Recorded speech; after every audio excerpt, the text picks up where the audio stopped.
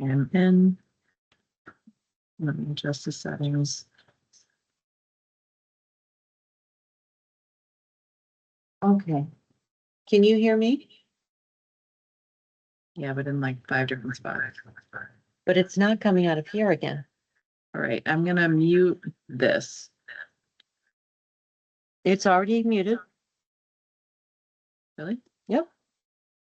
Okay. And then, What I turned on was the owl.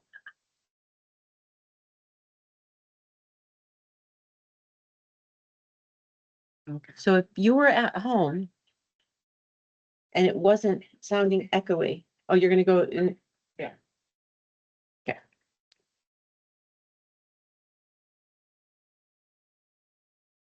So if I'm talking, it's coming out the owl Yes, it is. and it's not echoing.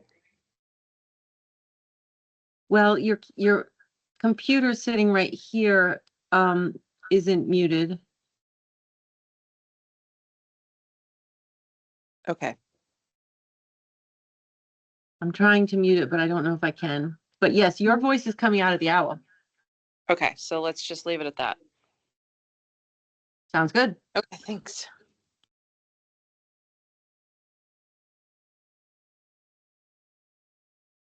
I don't know why I can't mute your computer.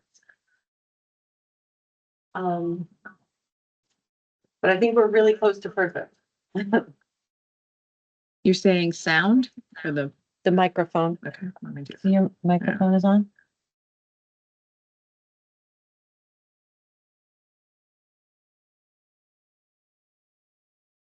not on. Oh, it's not on. Okay. I think I turned it off now.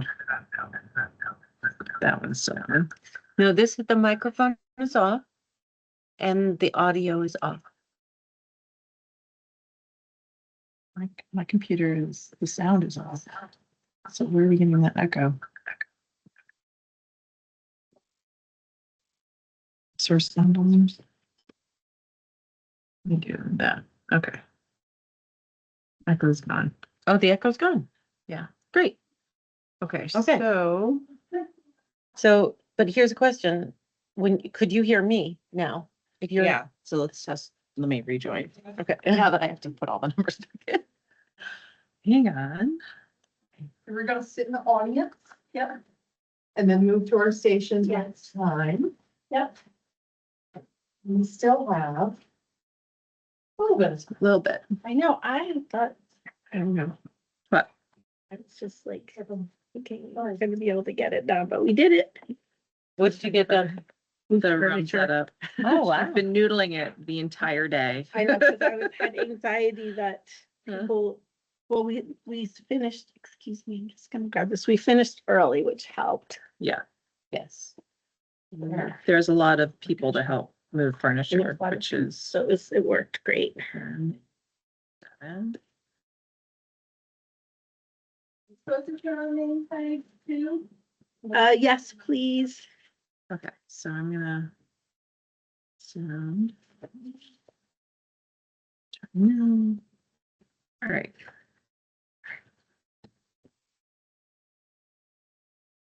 So I can hear myself.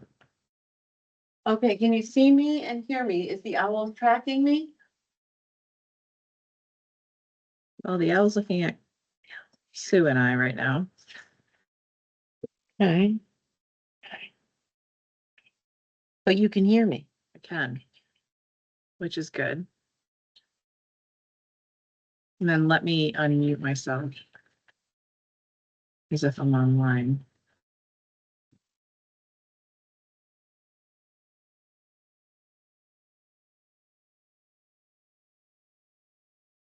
Whoever is sitting in this meeting right now must be very entertained.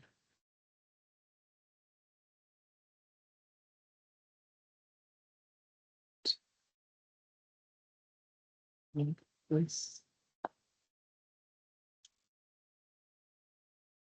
Oh, now it's just on you. Hello? But it should track. So whoever's speaking, it should look at. Okay, it's looking at me. That's good.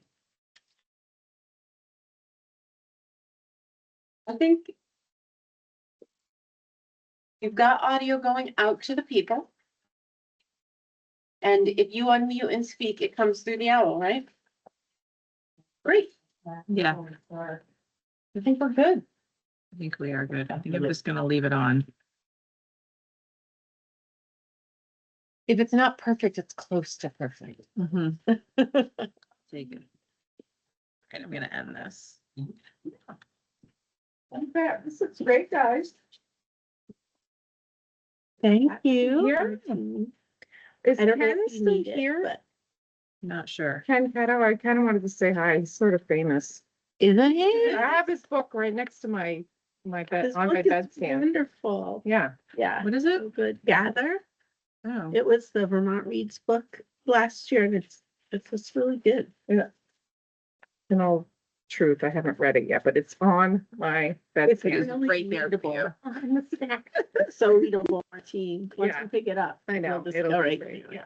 It'll be okay. great. So Should I text him if I can find? No, I know exactly what he looks like and what he's wearing, so if he pops in here, I'm gonna shake his hand. yeah, I'm not Maybe get sure. his autograph. Is there anything I can do?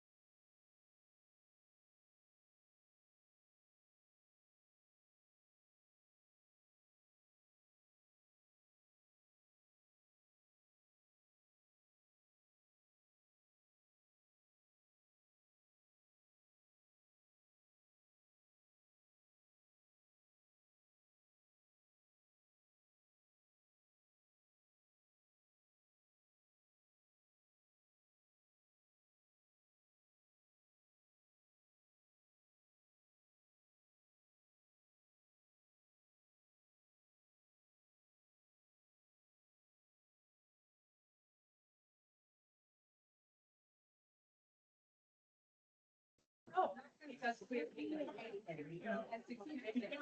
folks, we're just about to get started. Glad you're here. I hope you can hear okay.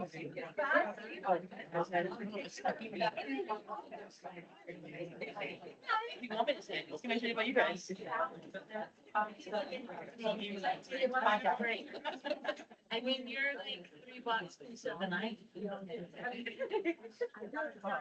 Yeah.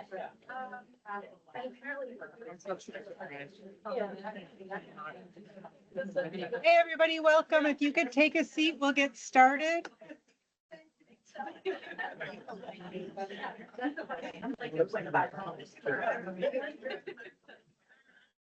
You're in the.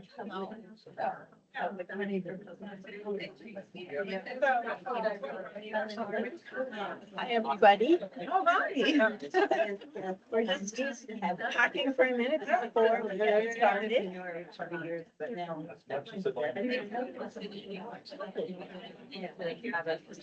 If everyone could just take a seat, we will get started. Thank you. So glad you're here. This is great. This is our first attempt at a public hearing, and so we're gonna hope that you're patient with us as we go through it. And starting on time is task number one that we're trying to do. So I'm just gonna quickly say hi to everyone. I'm Sue McCormick. I'm with the Creative Discourse Group, and my job is to be the moderator tonight and to help the meeting go well. And I just want to say a couple of things. First, I want to give a shout out to the 7th grade students and the Culinary Institute. They're the ones that provided the beautiful snacks. If you didn't get some on the way in, hopefully you get some on the way out. I just also want to thank OXBOW School for hosting. And I want to give a shout out to Maud, who's taking care of our technology tonight, which is a big job. And before I turn it over to the task force co-chairs, I wanted to just say a couple of words about why we've designed the meeting the way we have tonight. So tonight, we're going to have some different ways for you all to offer feedback. Not everybody wants to stand up here in front of the room and talk to everyone. So we'll have different ways, stations around the room for you to be able to share your feedback. And we'll also have a public testimony part of the meeting where you can get up and look at. With that bit of an introduction, I'm going to turn it over to Martina Levy. Thank you, Sue. Hi, everybody. I am Senator Martine LaRocque-Ulick. It's great to see you all. Thank you for being here. Edie? Hi, I'm Representative Edie Granning from Jericho. Again, glad you're all here. Thank you. I'm just going to run us through the agenda. We have a full quorum from our committee here, so this is a public meeting. So we have, let's see, we will start with our presentation. It's going to be about 10 minutes where we kind of let you know what's going on, where we are, a good overview. Then we're going to switch to having stations around the room, as Sue mentioned, and folks online. We have options for you as well, so everyone can participate fully. We'll have 30 minutes for that. We'll get back together and do a report out from the different stations and share information so that everybody understands what was said here. And then we will have official public testimony. So anybody who wants to sign up and, speak to us, we invite you to. There is a sign up sheet over by the gray doors over there. We're going to go in order of the sign up sheet. If you get to your name and you decide you've said everything you need to say, you can just say I'm good. But if you want to add information, please sign up.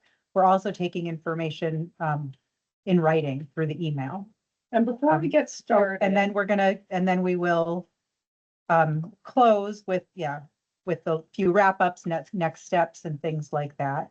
Before we get started, we are only 2 of 11. There are 11 folks on the task force, so it would be great if folks could just stand up and maybe very quickly identify yourself so people can put a name to a face. It's Kim Gleason from Grand Island. Rebecca Holcomb, just south of here. Oh, I'm Chris Locarno from Barry. Wendy Harrison from Brattleboro. Jay Adams from Stratford. Dave Walk from Rutland. Beth Quimby from Linden. Scott Beck, sitting out there. Thank you very much. Jen Basso, Jordan Barnett. Thank you, Jen. Thank you, everybody. We are going to head into the presentation. Just to set the table a little bit and talk about how we got here today.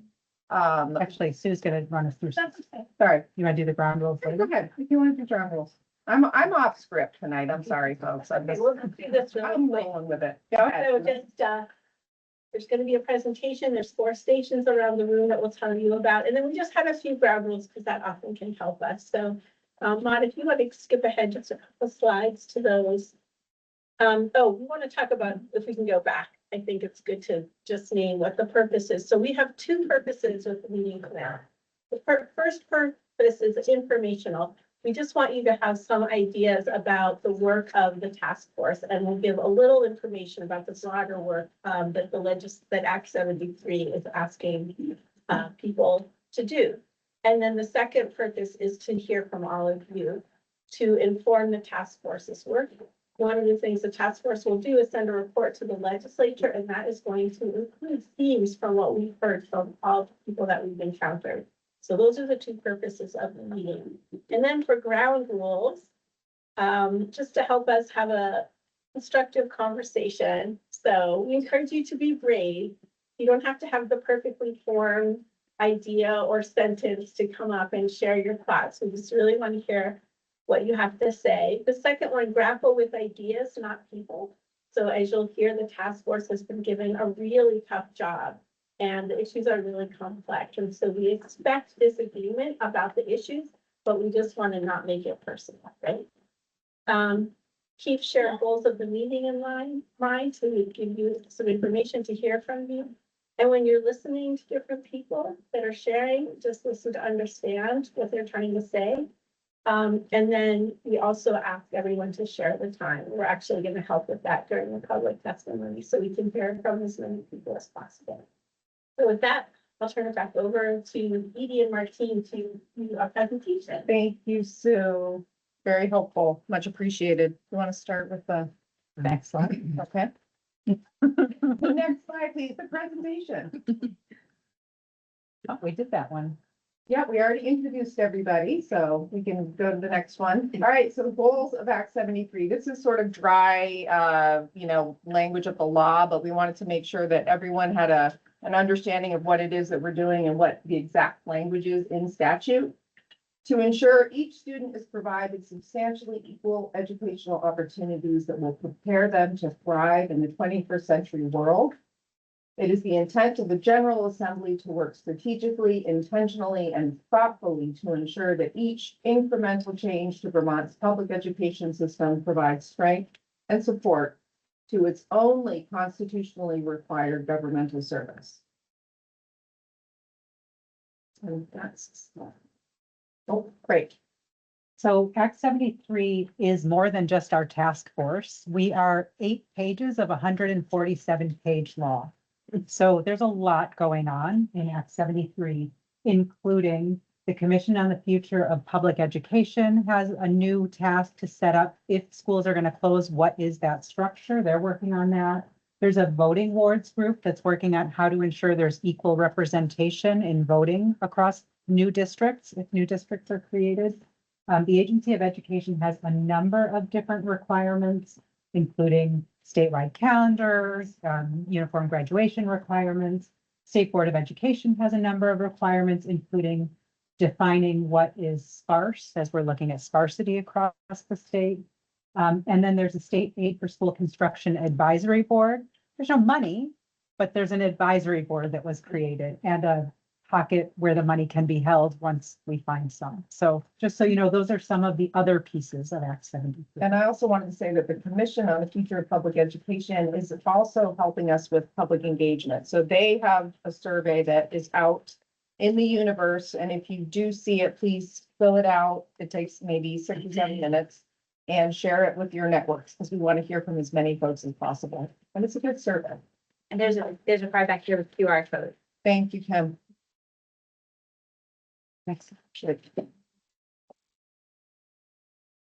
So the redistricting task force, which is us, our full name is the School District Redistricting Task Force, was created by Act 73 to recommend new school district boundaries and configurations to the General Assembly by December 1st, 2025. So no pressure. We have plenty of time to do this work. So yeah, we're good. So there there's a whole page in the law, actually, it's almost 2/3 of a page of the requirements that that our task force has to consider while we're looking at what the boundaries should be. And they are all listed here. I could read through them, but I'll just, transportation, geographic barriers, student demographics, current boundaries. Are there gonna be cost savings? Brand list. So there are lots and lots of different pieces. We have, if you go to our website, that the agency, am I blanking on it? Administration? Yeah, Oh. Agency of Administration has created. There's all kinds of data, all kinds of information that has been pulled together for us. And we talked, oh, go ahead, that's fine. The context, what are some of the challenges that we're facing in Vermont's education landscape? This is not an exhaustive list, by the way, far from it. This is just a few of the items that have been identified as things that we are struggling and grappling with and trying to improve. Fewer students each year across the state. We have declining enrollment. There are a few districts that may not be experiencing declining enrollment, but they are outliers. Generally, we have enrollment declines across the state. We have old buildings that need repair. I've been on 2 school construction task force already. There's another one, as you just saw. It's a big, big, important issue, and we are spending a lot of money keeping old buildings alive. Expanding student needs, whether it be mental health needs or behavioral needs, et cetera. We are spending a lot of money out of the ed fund to support students in that way. Uneven access to education opportunities. We know that some school districts are passing their budgets and some are not. And when a budget doesn't get passed, there are cuts made, and that results in unequal opportunities for students.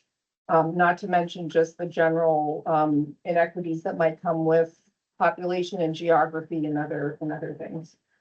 We have rising health costs. So we have these cost drivers. I sit on the Health and Welfare Committee, so I'm very familiar with healthcare costs and what that's doing to how that's straining our system. Where healthcare costs used to be less than 5% of our school budgets, it's now bumping up to 20%. So that is huge. And we, unfortunately, we're not tackling that in this work, but it's something that we need to be focused on. The services we already mentioned, and then infrastructure costs as well, which we already mentioned. So as we know, there's a lot of things that are changing right now in the world. Federal changes are impacting schools significantly. They're impacting the state in a lot of different ways, but schools have been, do we have money? Do we not have money? What is happening? Everybody trusts government less than we used to, right? It's just a fact of where we are today. And we know that folks are really concerned about what's going to happen. We know what we know. We know what our district is. We, like what we have. We don't know what options are out there. And so these are some of the things that we are focused on and paying attention to as we do our work. There's the timeline. There's not too much to say about that, but you can see that it's 5 months of action starting in August when we convened, and then coming up with a template that we're going to use to assess all of the different maps, to then developing the maps and then refining the maps. And then we will have our report ready to go on December 1st and submit it to the legislature. And they will hopefully read it and think deeply about all the work that we've put into this and our recommendations. It's 4 months because our things due December 1st. Right. Less than 5. So we are doing 4 events like this across the state. Again, thank you for being our guinea pigs and helping us perfect this system. We have a survey that the Commission on the Future of Public Education has put together. There is a QR code back over there. Please share your information with us. The Vermont School Boards Association did a survey of school board chairs, whether they're members of the School Board Association or not. We received the bulk of that information. It hasn't been collated or digested really yet. About half of the school boards in the state filled out their information. So just for context, they had 2.5 weeks to do it. So again, this compressed timeline is impacting our ability to get information, and, you know, we're going to do the best with the time that we have. So we're, Yeah, we did hear from school boards that the time, they just didn't have enough time, so we're doing our best, but if they could have used a couple more weeks. The input, how is it going to be used? It'll inform our discussions that we're having in our task force, of the drafts that we're using, our scenarios, our maps, certainly going to inform us. We are reading the public comment that's submitted to us, as well as obviously we are present for the spoken public comment. And then it'll certainly help us when we provide the legislature with a transparent record of Vermont's priorities. So we are going to make sure that whatever is being said is in that report for the legislature to read and think about as we head into the working month earlier in January. Now we want to hear from you. But before that, Martina and Edie, can I just put you on the spot a little? Sure.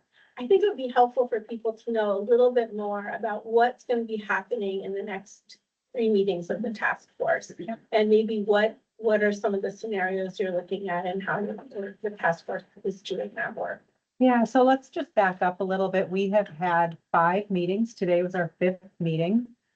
We have talked about 3 different mapping scenarios. Each has been fleshed out to different levels. We looked at the possibility of a single district for the state, just to talk about what does that look like and how do you do that. We created a template so that we can look at every single map we have going forward with the same perspective and kind of choose or put forward whatever we're going to put forward based on the same criteria. Then we saw a map based on the current CTE districts, and that's going to come back to us with more information in it. Today, we talked about boards of cooperative education services and how that could look in this with the districts that we have today, and what would it look like to have strategic mergers after that. And that's going to come back to us a little bit fleshed out. We talked also about regional, not regional, county maps. I think today we decided we're not going to go forward with that because of a lot of different issues with how school districts and county lines don't line up very well across the state. So that's where we've been. Going forward at our next meeting, we're going to have 3 maps. One thing, Yeah. we did spend a fair amount of time talking about what problem we're trying to solve and really trying to flesh out what goals we're trying to achieve. So that was actually an important process for us to do, because as long as the bill it actually is silent on some of the things that we have to grapple with. So those were important conversations for us to have. So at our next meeting, we're going to have 3 maps to take through our template and figure out how they rank for us, where they're going to be, where we think they could be really successful at solving the problems that we've outlined, where we think they might fall short of solving some of the problems that we've outlined. And then we will have an opportunity to go back and fine tune those maps for the meeting after that. We're working on the report the whole time because, you know, nobody can write the report in just a couple of days. So then at our last meeting, we will finalize the maps, finalize the report, and walk away. We eat, sleep, breathe. I mean, we are doing education all the time. We're having meetings with folks all the time, and it's helping us to really do the work well. So we appreciate all of your input for all of it. Let's add 2 other quick things. 2 other things that I think folks need to be aware of. One is that this legislation does not ask us to contemplate closing schools. It is not in our purview, and it's not the work that we're doing. And it's important that folks understand that, because there's a lot of fear and anxiety and angst out there. And number 2 is that, actually, I'll just leave it at 1 for now. We'll have opportunities to talk more later. I think one thing I'll add is just that the outcome of this work is not a decision, it's a recommendation to the legislature, and they're the body that would make decisions about whether to move forward with any of the recommendations. So thank you for that overview. So now we have about a half an hour to hear from you, but I will say that In addition to giving us input, you have a lot of task force members here in the room, so please feel free to ask some questions. And we'll come back together. I think, what time are we coming back together? 5:30. 5:30. So we actually have a little more than 30 minutes. That's great news. It means you actually have time to go and get a snack. So I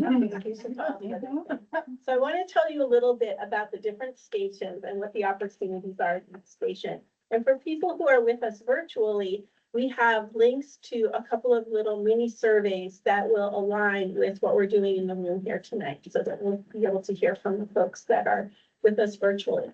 So at the first station, which is in the back corner of the room, we're just going to invite you to write some notes to us about what some of your concerns are about redistricting and this whole idea. And we're also going to invite you to write about whether you think there could be some opportunities to improve things through a process like this. And the second station, we're going to invite you to identify some priorities. So the task force has identified 6 goals that they think that redistricting should accomplish. And what we want to know from you is which of those 6 are most important to you.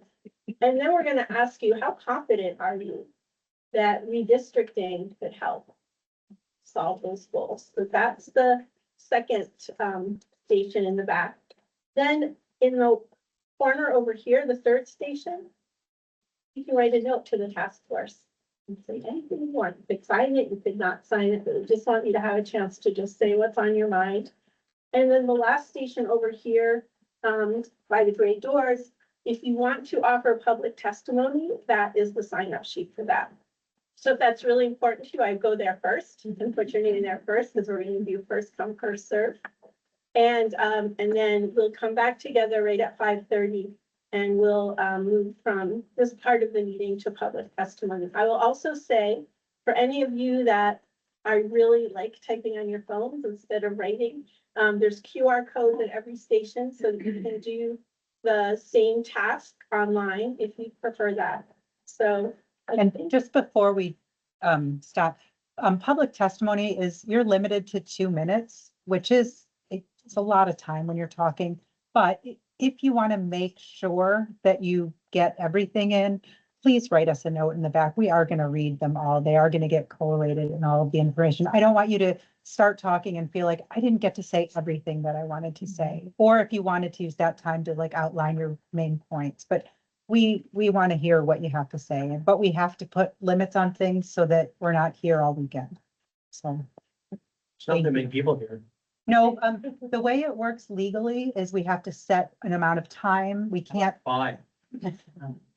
if we do it 5 at this meeting, we have to do it 5 at all of the other public hearings. So there's open meeting law issues that otherwise we would do it very differently. But you can come and find us. You can come and find us right now as we're, I'm going to be here. Martine's going to be here. We have the whole task force here. So take your time and tell us what we need to hear, please. Thank you. So we invite you to get up, go to the stations, talk to some task force members. Every station will have a task force member at it. So that's a good opportunity while you're providing your input to ask some questions. But I will encourage you not just to ask questions, because then we're missing out on a really important part of this meeting, which is to hear from all of you. So enjoy, get some snacks, and we'll see you all back here at 5:30. Yay, thank you. Oh, yeah. Is this, do we push a button? I could do that. Okay. I know. Well.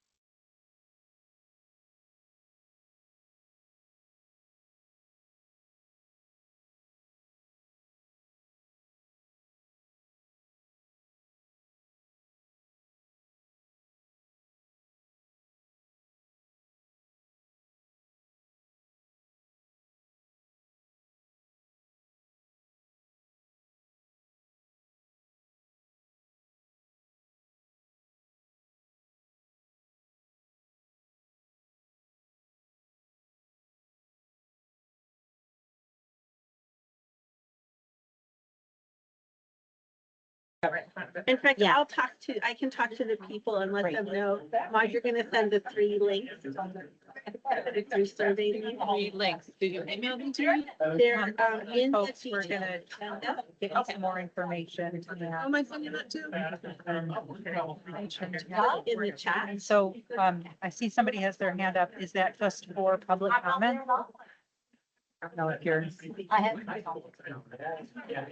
So public comment is gonna start at. It's 5:35, and we will have the report outs together at 5:30. And the surveys to share your voice are all gonna be cycling through the system right here. I don't have volume, so I can't hear you, but I bet if you put it in the chat, I can see that. Can't type in the chat. So, can't type in the chat? No. Okay, so hang on just for a second. Please. Yeah, I need to unmute her. This is it Rose? Yes, it is. Well, it's maybe a text. Okay, I'm gonna pull a chair up so you're not looking up my notes. Okay,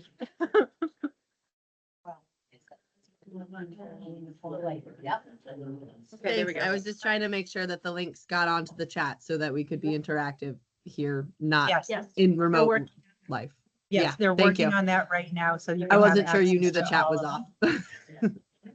Yep, no, I didn't know, but the person manning the station here knows. So, Okay. yep, they're working on that right now. You will have it in just a moment. Edie, let- Oh, okay, Sue's coming to explain to them.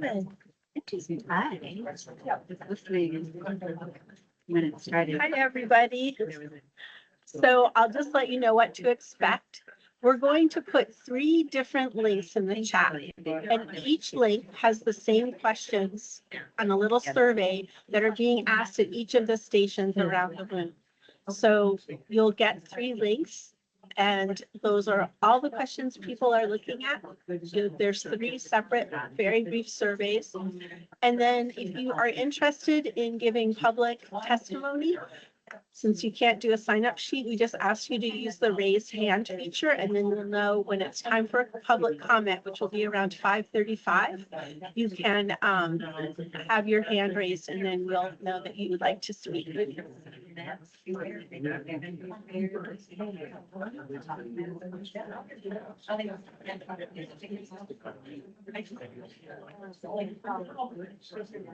You want all participants to be able to chat. The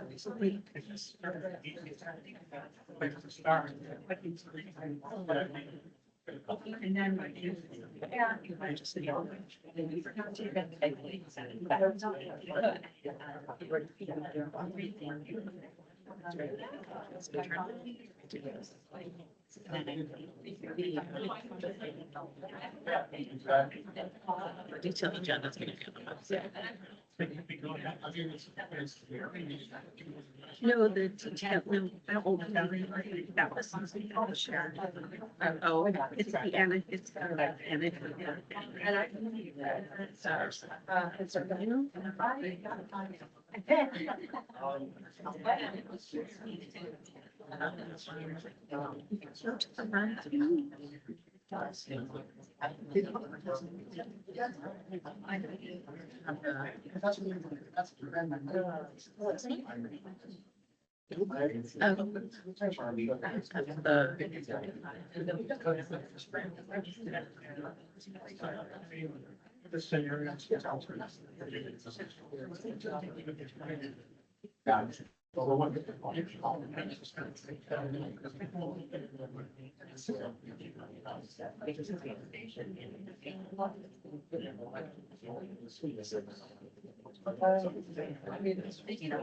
Something that wasn't clear.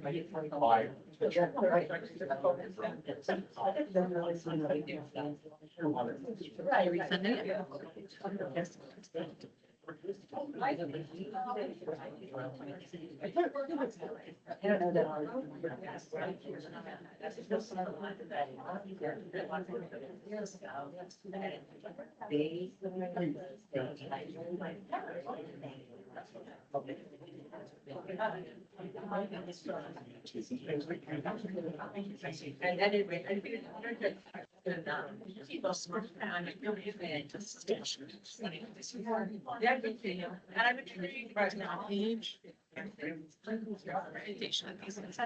There's the first one, it's highlighted. Let's just do one line.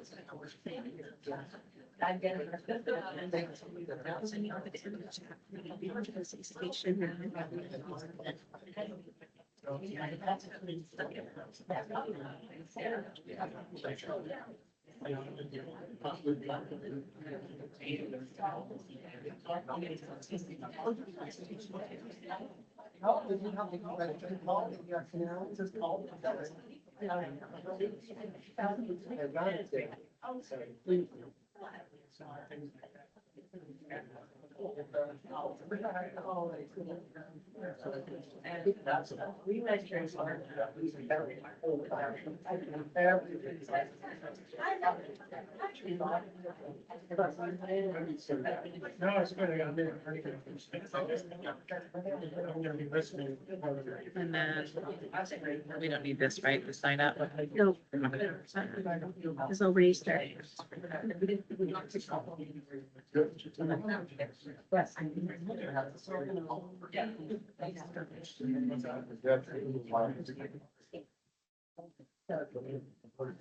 All right, so all those things should be in the chat now for folks to act on.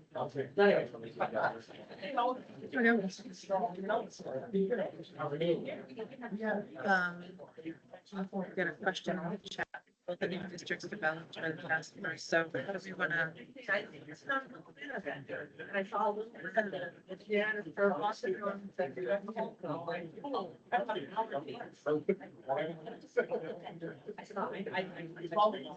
So I think we're going to gather the questions and then bring them up later this evening. So if you could hold up on your questions for now, that would be great. I suggest you comment during the public comment, but 5:30. Thanks.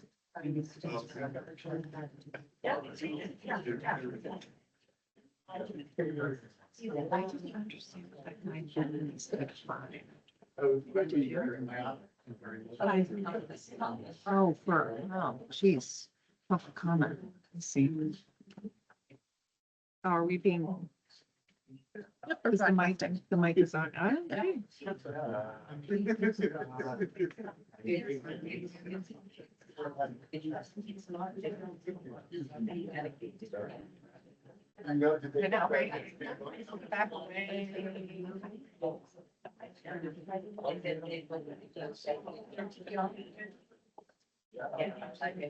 So I think.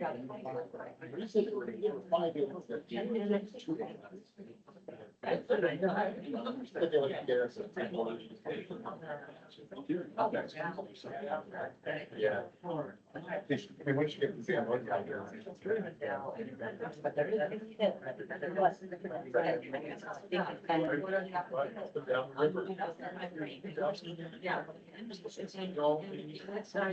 I don't know, could you have?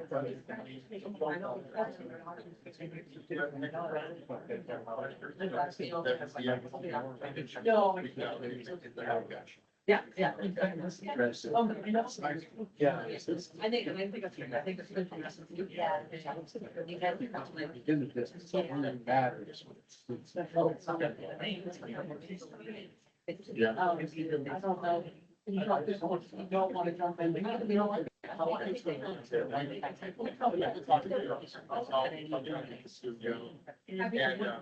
And that term just again. Yeah. That's a good.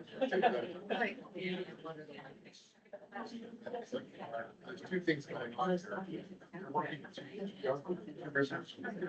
Yeah.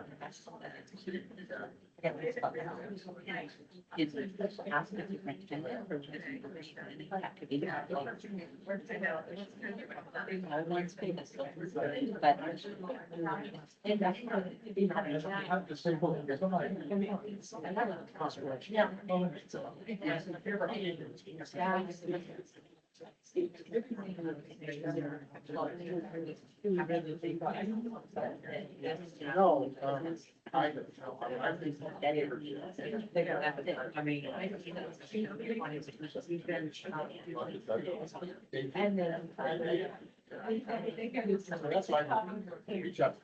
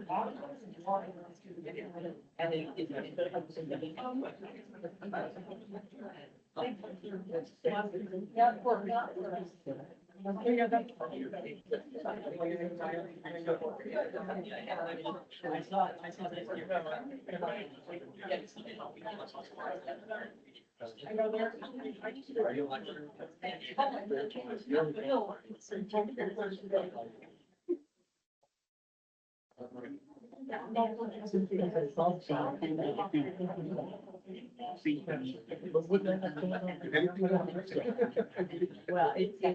You might not know either.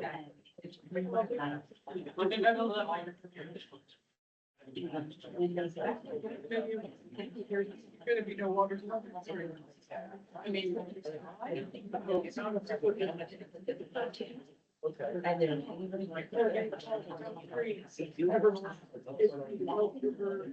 We're finding that your students. I think so. Right, and after a little.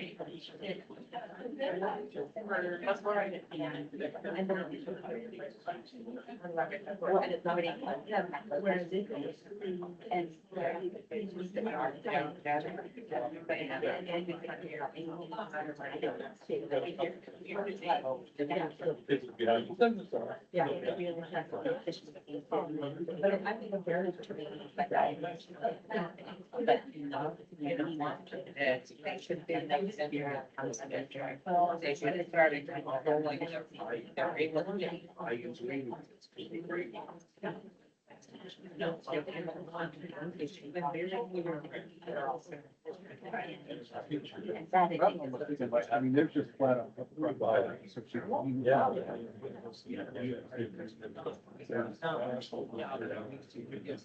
And so, right, and so I, like, just making it so just.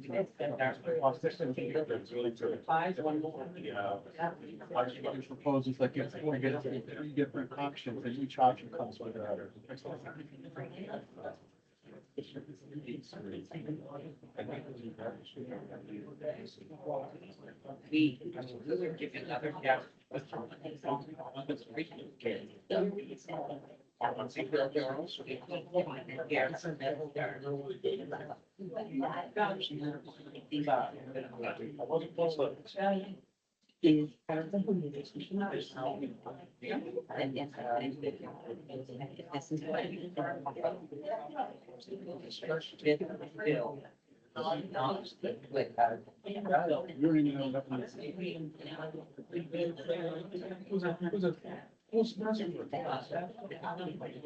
You don't even know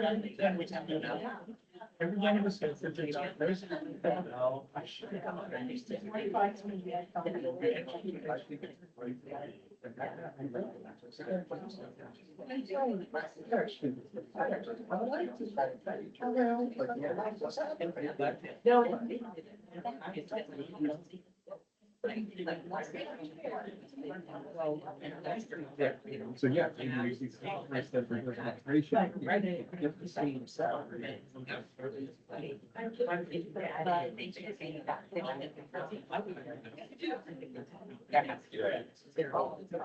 But no, it doesn't, now we can't associate with all these.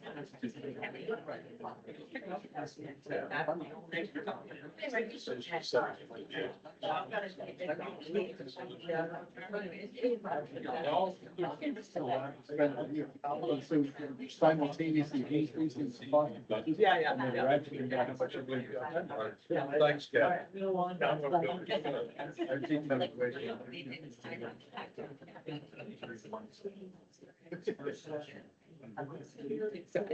the way. I did my. Yeah, I'm available, but it's. You mean for voters? Yes. It was.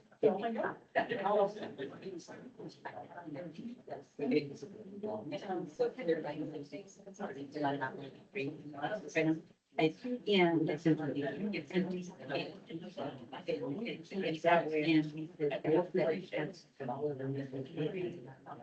We don't think We it don't makes sense. think that this.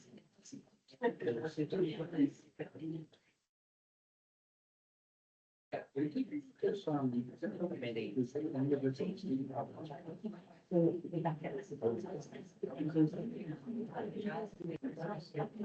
Yeah.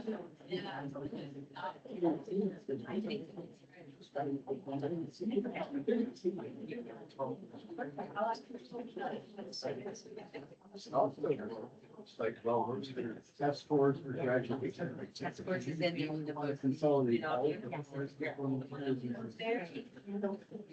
Love it. I love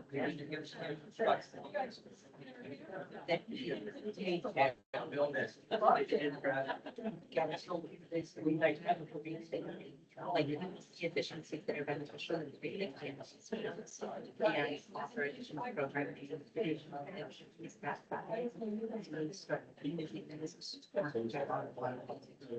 Like forget, like it doesn't, you're diminishing returns, basically, you're not gaining much. And you might see restrictions that fine. So that's the four-year graduation rates. So to others, no matter that from there.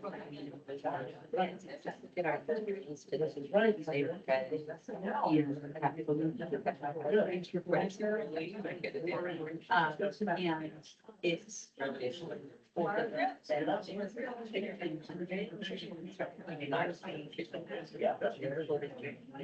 That goes down.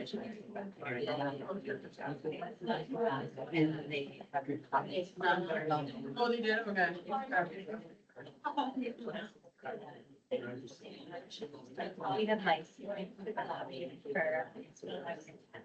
Oh my God.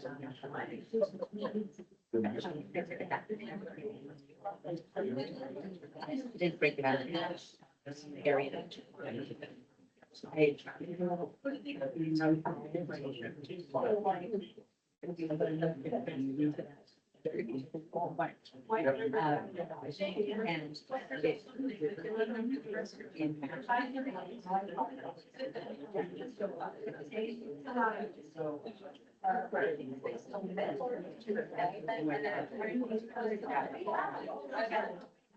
So they took our feedback on what our initial.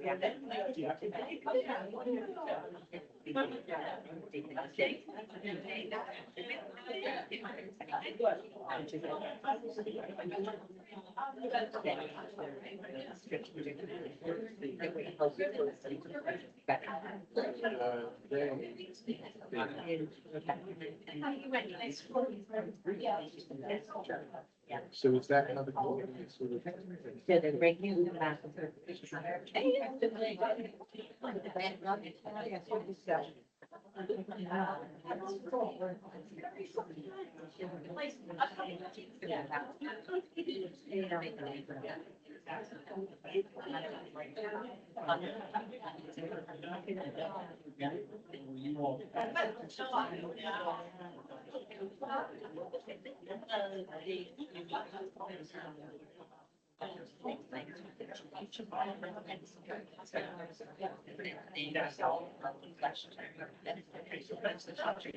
You want to make this right.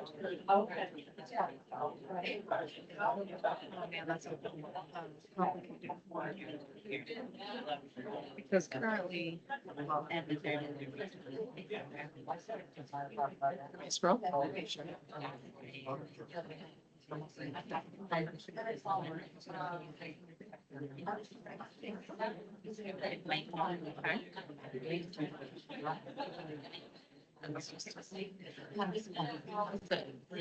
All right, so are you doing the Q questions? Do you want me to answer? There's really only one, which is about, will the new districts assume all of ownership of buildings, buses, et cetera, et cetera? et cetera? We don't know yet. And supervisory unions don't own property. Correct. They can't own property Correct. by law. Correct. So, we can, I guess we can say that, but we don't know. We honestly don't Yeah. know. That's,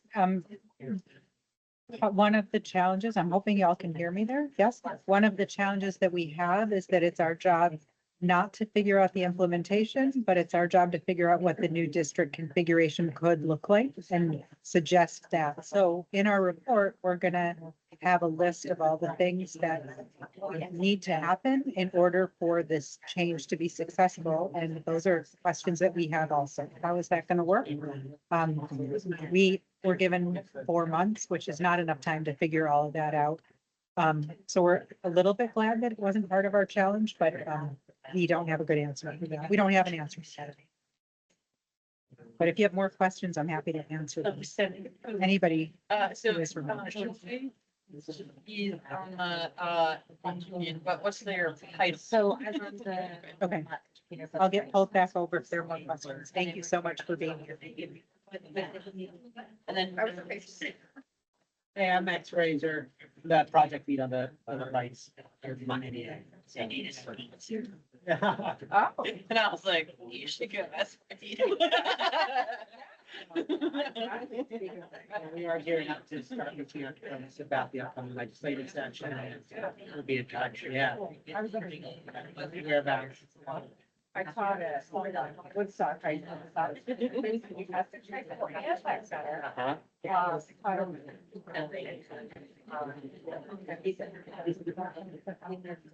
Grand Isle. Yeah, so. She's also a rock star when it comes to education. Right. Yeah. You And all of be it. as a high school. Right? Oh my God. I do middle school. You, even more so, I love it. even more so, you know, Beth. There was a teacher, math teacher for like, oh, I did so much respect, so much respect. They are so opposite friends. Yeah. I can't wait to tell them how, like, that I ate their food that they made.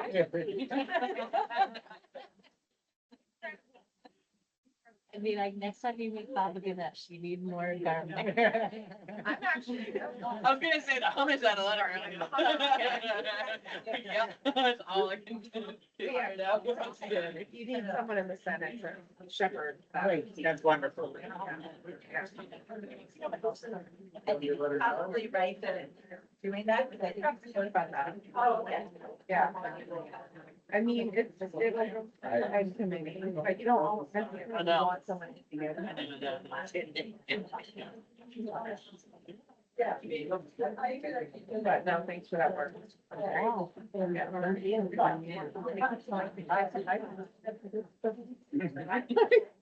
They come to me and they're all like.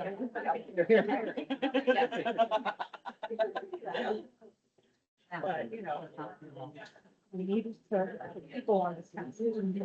Thank you for your. And let's think about the actual. Well, the outcome, like, I'm optimistic. I mean, let me tell you, no idea what's gonna happen. Yeah, so I'm not sure.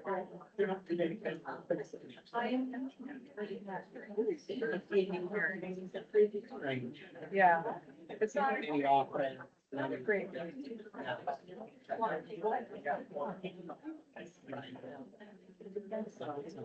it a great way to do any policy? No.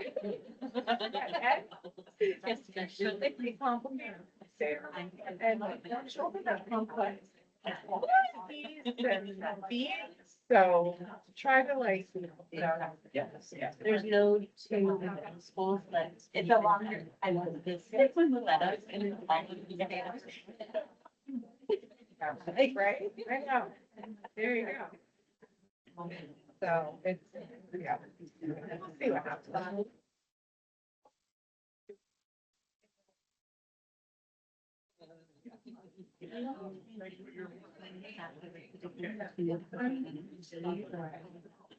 Let them know we'll be.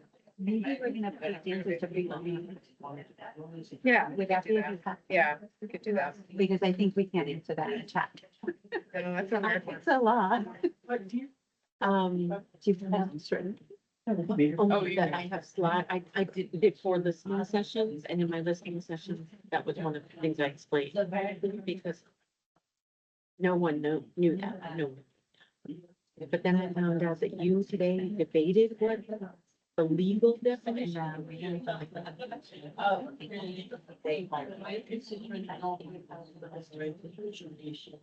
No, I'm not afraid of people. Probably.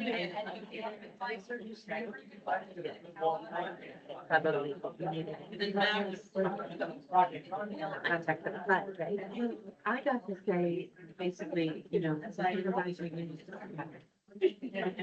Board of hospital budget. Right, and then I explained to the supervisor to one of the budget.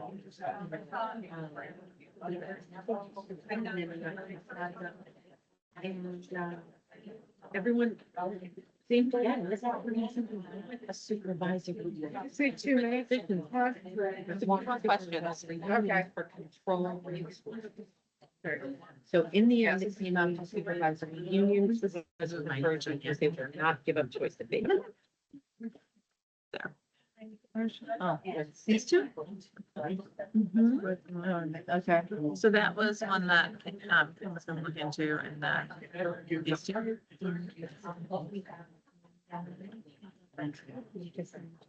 I don't think I need this anymore.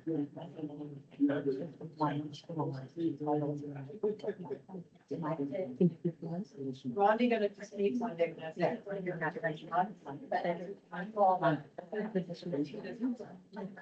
me see how, these are good questions. I just don't know. We didn't really think through answering questions in the chat. Sorry, folks. I will go talk with my partners and see how we want to respond to these questions. They're good ones, so thank you. Do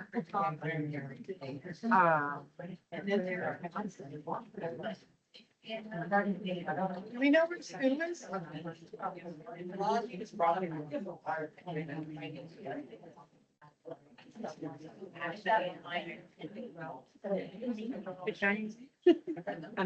get it up eventually. I haven't let anyone with the link. But, you know, it's because these traditional academies that they're called. You know, they're like part of some. Culture. Thank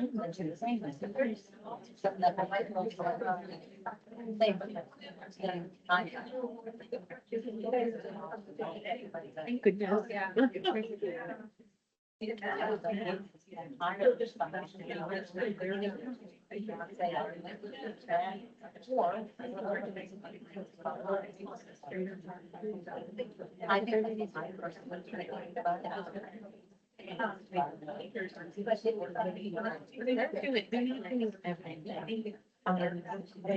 There's a lot of, yes, there's a lot of things that people say not going to get into. And so Yeah,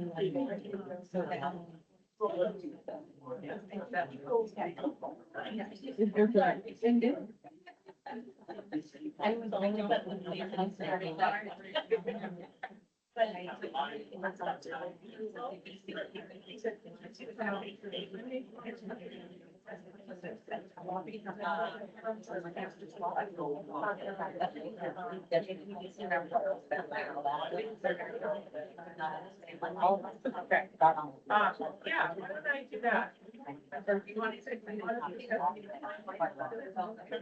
We all.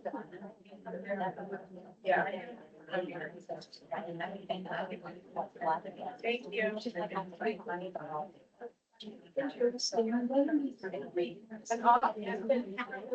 Honestly, some of those questions would be answered on our website too, like if they. Thank you. That is my glasses. My glasses. Hello.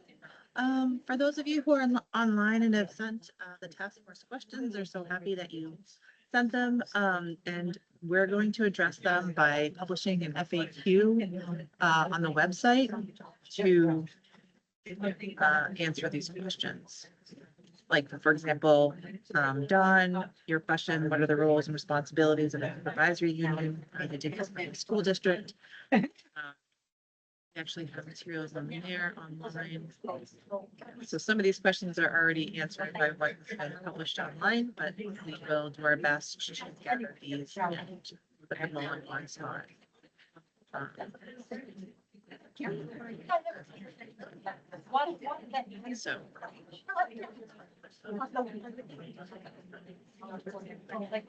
There wasn't a fourth link, there was only 3. So I think you're good. We're going to start taking testimony here in a few minutes. Yeah.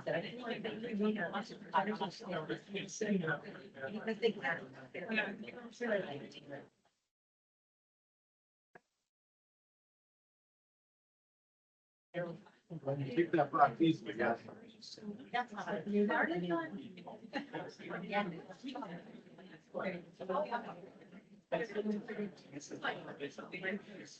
Yep.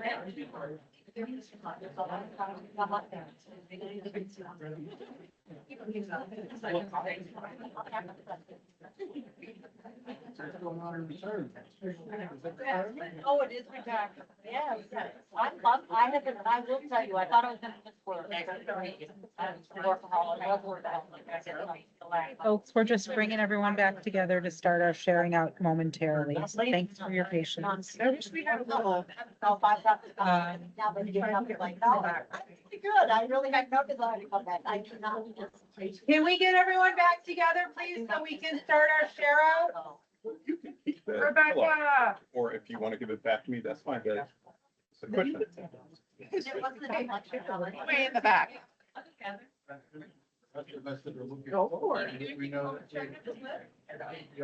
I tried. Yeah, so, we bakery, we traveled around Miami, much of we went all over the place. That was our plan. Now we're just going to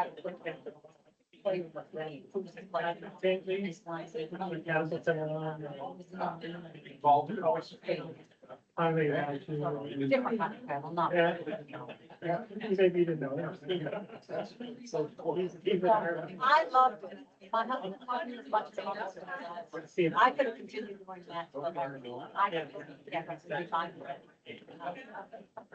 I just put the sign up sheet out there.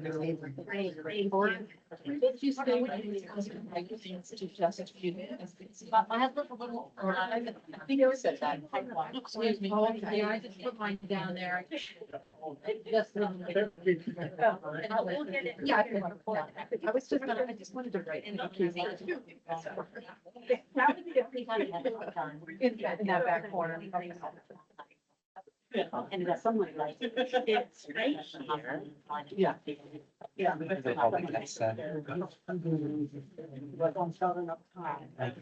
Okay, we need more stuff. Impossible trash. So are we, do you want anything up to the front or? Email Martine. they can meet.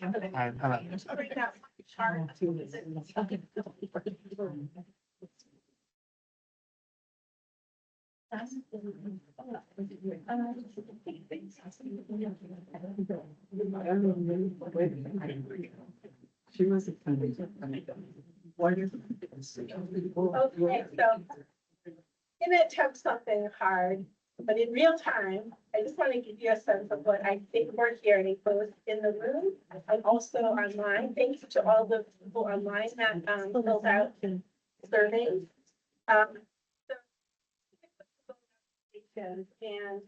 And say just a couple of things about each of them. So the first station is where we ask people to share their concerns, but also some of the things that they think the district can accomplish. People are really worried about schools closing. That's a huge worry. There's lots of statistics about that. People are really worried about loss of community and the sense of belonging and how important that is. And people are worried that doing this, we go through all this and end up not. Some of the tips for what could be better is people talked about consolidating resources, the opportunities for more collaboration, sharing resources and expertise, and being able to fully staff what's happening in the school. So if there's better resource sharing, that could be to better. Those were a few of the things, and they tracked really well with the online stuff. At the second station, where we ask people their priorities, and then their confidence level, we got very similar responses online with one exception. So both here and online, the quality of education and equitable opportunities for students are by far what people care about more than anything else. People online cared about cost effectiveness, more than people in this room. So that was a little bit of a different outcome. And then the graphs online are very striking. And I will just say that people have pretty low confidence that the district is going to help solve some of these issues that they care about. So that's just a reality that's good for the task force to be aware of that. And I think here in the room, there's more people saying, well, we have some confidence it could work. Online, people are pretty not confident about that. And then for the letters, oh my gosh, you all were reading the letters and I can't, I'm just gonna read a couple if that's okay. Our students should be the priority. Yes, schools are expensive, but our students are our future doctors, lawyers, business owners, firefighters, politicians, etc. We want them to be educated and have access to opportunities to open their worldview. What our students need should be the first and best question and priority at every meeting. This one. Thank you. The BOCES model, Vermontified, of course, makes so much sense. In our school, we've had about 15 students each year who had their hearts set on CTE apply and get rejected because stronger candidates for whom some kind of classroom learning worked bumped them. This year, 6 students who were rejected dropped out. My hope is that redistricting takes into account the availability of existing applied learning opportunities within regions. Some schools do this better than others. Before more. I'm worried about sustainability, the problems that can happen with big changes. What if things don't work out as planned? Students will suffer. I worry too that our school could close, Thetford Academy, or resources could be cut. I also think this whole concept and process is very complicated and confusing for people to understand and know what they're agreeing to. So thank you for these letters, and we'll make sure that these all get to the. That's a little snapshot of what just happened in the past half hour around the room. And with that, I think I'm turning it over to you all for public comment. Would you like help with that? I think sign up sheet. So I think what we were going to do is start with the people in the room and do about 20 minutes or so public comment, and then we may switch off and invite some of the virtual ones to share as well. Great, thank you. Yeah, we'll start with the folks in the room. I used to work in retail and that was always the rule. You serve the customer that's in front of you before their phone, but we're happy that you're here too. So we'll start again. 2 minutes for some people is an eternity and 2 minutes for others is just not enough time. And this does include your own personal introduction, and we know that's short, but we want to get as many of you up here and hear from you. We've got Heather Lawler as our icebreaker, and we so appreciate her wanting to start. So Heather, come on up. Just so folks know, I have a timer going and I'll hold it up to you so that you can see when 2 minutes is up. So sure, thank you. Heather. Thank you. Good evening, everyone. I'm Heather Lawler. I am the superintendent for Orange East. I represent Blue Mountain Union, OXBOW Unified Union, Bedford Town School District, and Waits River Valley School District. I led a series of listening sessions on September 22nd, 23rd, 24th, and September 30th to go out and hear voices in the community. They were very well attended, and people had a lot to learn. This is complex, and the language that's used is complex, and people had questions. And so I asked that as we're moving forward with this, that we have clarity of language, like a glossary. What does that mean? And help us understand so we know what we're agreeing to. I really do want to thank the task force that is doing the redistricting and the mapping. Many of the people on this task force voted no for Act 73, but now that the bus is rolling, we want good people steering, right? So they're doing work that they've been compelled to do, and we want your voices to help them do that. Our communities have asked that they very much want the SU to stay in its existing structure. This SU would be welcome to adding if that worked. But there is great passion for local control in these communities. They are providing quality programming and education for students and meeting the needs of their individual communities in a really good way. They did the work in Act 46 and they want that to be recognized. They would like you to remember logistic challenges, right? Transportation and what that will mean for our students. And they want as much as possible to retain local control and to continue to be an SU to serve. And I think my time. Thank you, Heather. Thank you. Sue, I know we're not responding, but can I add a resource for folks real quick? So we do have a web page or a website. I'd recommend that folks go, if you Google school redistricting or school district redistricting, it'll pop up. But there is a page under resources, I believe, that is frequently misunderstood terms or frequently confused terms. And it's actually really helpful because it explains some of the words that we're using and some of the jargon that we're throwing around. And I recommend that you go to that site, dig around a little bit and look at all of the materials that we're using as we do the work. Thanks. Next up is Carl Johnson. As fast as I can. Thank you, Carl Carl. Johnson, I'm from St. John's, Vermont. We've already been here before. Acts 46 promised us savings. Those didn't result despite concrete steps that resulted from a law that ended up closing the school where I began my career, and it still stands vacant in Gilman, Vermont.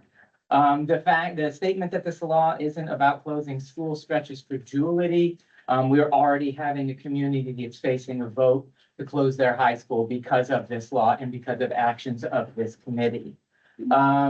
It seemed to me from the presentation that we're trying to shift from presenting this law as a cost savings measure to an opportunity for investment.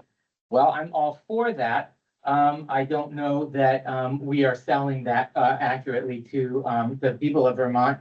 For example, the $15,000 per pupil that the law establishes as the benchmark is only 60% of the $25,000 that tuition to the academy is. And to be fair to the academy, other public high schools have similar costs per pupil. I think that this law is simply a failure of political vision. It accepts that Vermont is aging out, that Vermont aging out of existence is inevitable. We do want good people steering the bus, and they should steer us right to the off ramps. We do not have to go through with this. I was told that there were lots of off ramps, and I think we should get off at the first one based on what I'm hearing from everyone else. And I would be remiss to not take this opportunity as a public school teacher, a public middle school teacher, to explain what I see on a day-to-day basis, which is why education is so expensive. Education is expensive because most of our students, including those from families of means, live in a toxic environment. They spend many, many hours in a space that offers little more than addictive gaming, constant self-promotion, and pornography. And shame on us if we think we are going to help them get out of that hole on the cheap. Thank you, Carl. Okay, next up is Lauren Buck.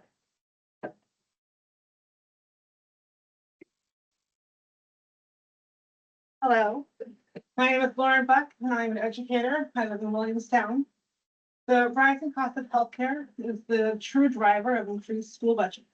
We should be doing more to address the issues we do know about instead of creating massive changes that may or may not work. Let's take care of the issues we know about now instead of creating new ones. These meetings are happening during the school day, which makes it impossible for educational professionals and students to attend and hear what's happening. We are the ones who will be most impacted by these changes. It's important to hear our voices. I hope that student voice is being included. If we want students to grow up and stay in Vermont, we need to make them feel cared for and not an afterthought. Students need to be included in educational decisions. Have your meetings been focused around students? Decisions made in this meeting should not be just about taxes and cost-saving measures. How will redistricting impact and improve the educational quality for students? If redistricting is going to save taxpayer dollars, how? In what capacity? How many people will lose their jobs? How are we going to care for them? Supposedly, this is to save money, but what building can hold the new student population? New construction will likely need to happen, and that's costly. How will those projects and expenditures be represented in the final figures of the district? Thank you for the time. Thank you, Lauren. Joy Solomon? Jay Solomon? Sorry, Jay. Dark. There isn't. Yeah, I'm not sure how much I'm gonna add to this. I'm passionate about. Joy and then Jay. Pardon? This is. Joy. Oh, I'm sorry. I thought I heard my. He's another way. Excuse me. Sorry, no problem. Thank you, Joy. Sorry, my handwriting's a little messy. I'm Joy Solomon. I am a public educator here at OXBOW.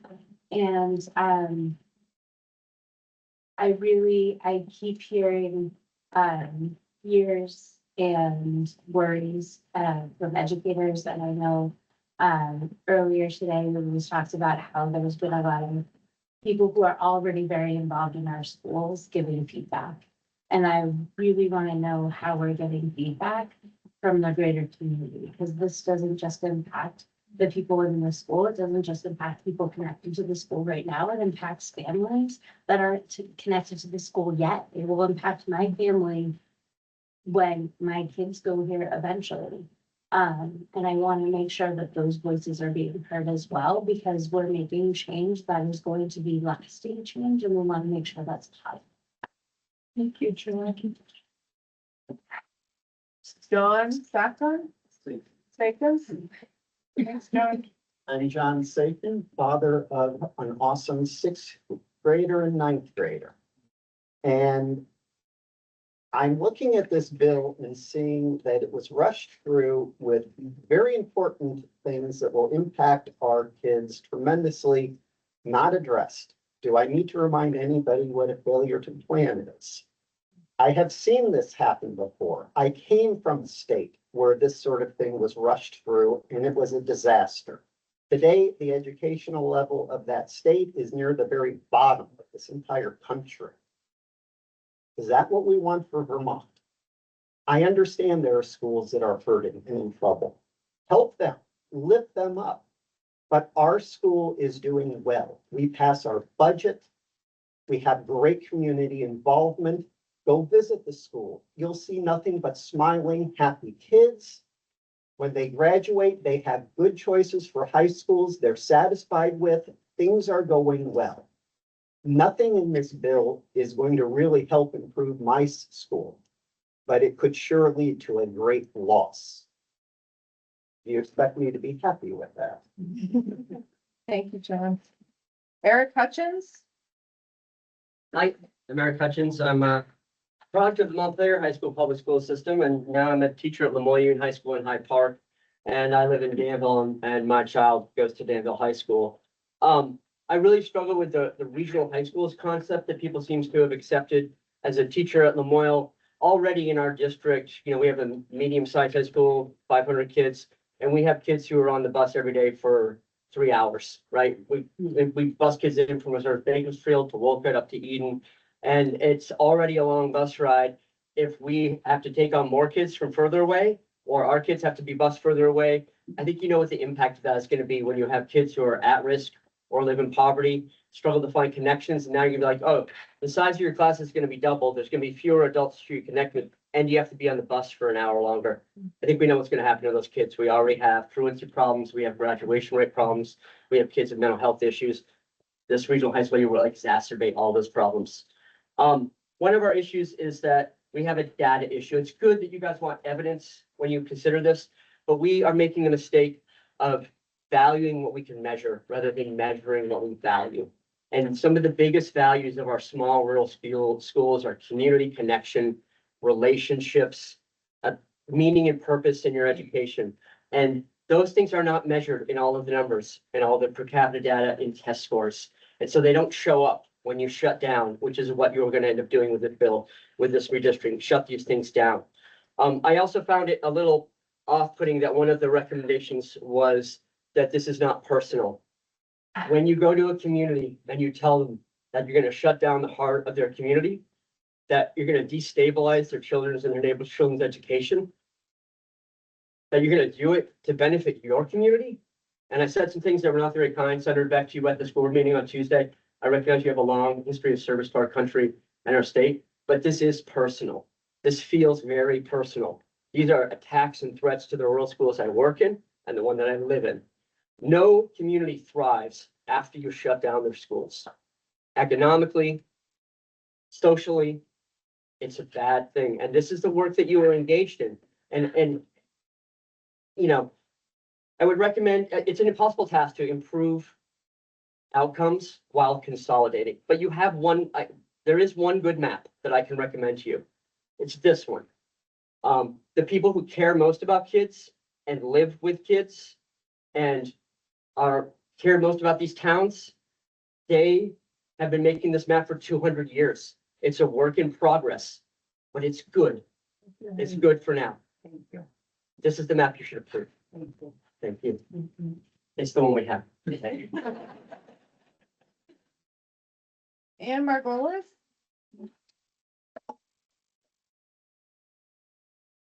Thank you. This is, maybe kind of personal too. So I'm a resident of Corinth and a mother of a sixth grader at Waste River Valley School. Maybe I'll emotional. She has her heart that I'm going to Thetford Academy for high school. And I'm here with a simple message, which is just to ask you to please not remove, limit, or otherwise diminish the high school choice of the children of Corinth, in particular, to Thetford Academy. I'm trying to keep Thetford, going, right? It's currently the #1 choice for kids graduating from 8th grade at Waste River, followed closely by OXBOW. And I see you have Thetford in many of your maps, coupled with Corinth and Thompson, and that's great. Hopefully you'll keep it that way, and it means it continues to be a choice for us. Kids who will be going into high school in 2028, 2029 school year, when this would be going into effect, were kindergartners in 2020 when COVID hit.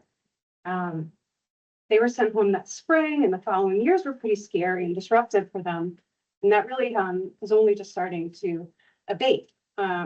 These kids are really resilient, but also they would benefit from some educational consistency. These sixth graders and their families are already planning for high school now. And it'd be really unfair to take that little bit of certainty from them. Ask you to please consider equity in the context of these kids and our rural schools with high school choice. Waits River K-8 is extremely rural and fiscally conservative and doesn't offer the same diversity of arts, languages, and music as some other elementary schools in OESU. So we've been counting on having our choice of high school to finally balance some of that out. Please don't create limits for kids right when their horizons are about to expand. Any transitions need to be as deliberate and non-disruptive as possible, which to me means taking a phased approach here, delaying any major impacts to kids and families much later than the 2029 school year, if they're going to happen. In other words, don't hurt kids today in the name of a better system for kids well into the future. I'm almost done here. And don't make our COVID kids the victim of another self-inflicted, this time, major life upheaval. And just know that these kind of concerns for me, like cloud the broader benefits of consolidation. It's hard to get past the personal impacts to focus on, all of the efficiencies that could be gained. So if you can find a way to gain those without disrupting the educational choices for our kids and their families' choices. Thank you. Thank you so much. Marty Jacobs. I'm Marty Jacobs. I live in Thetford and I'm a trustee at Thetford Academy. And I guess my biggest focus, some of it's been echoed a little bit by other people, but I'm kind of focusing around the cost and this 15,000 plus tuition, per pupil tuition. And there are three issues that I want to comment on. One, somebody already commented on, which is, I think, one of the biggest drivers of cost in maybe besides special education or in addition to education is healthcare. It's been double-digit increases for, as long as I can remember. I was actually on the school board in Thetford years ago, and it was double-digit then. It was unbelievable, and it's just continued. So, just setting that number isn't going to deal with that. We have to deal with that issue in conjunction with this. The other is that, I happen to be on the personnel committee at Thetford Academy, and we just finished negotiating a contract and we're going to do negotiations. But I don't see how we can honor our obligation to our staff and our faculty with that dollar amount. There's just no way. And then the last thing I wanted to say is that, and I remember this from being on the Thetford District Board, that announced tuition rate that all public schools are asked to do does not reflect reality. Most of the schools, and Thetford was guilty of it, do not do what Thetford Academy has to do, which is take our budget, our total budget, and divide it by the number of students. And that's how we figure out tuition, and that's where it comes out. So I think if that's going to be used as a basis for a per pupil amount, someone needs to do some work to figure out what is the real cost. So, yeah, and I'm done. So thank you for your work, and thank you for listening. Thank you. Martha Vanderbilt?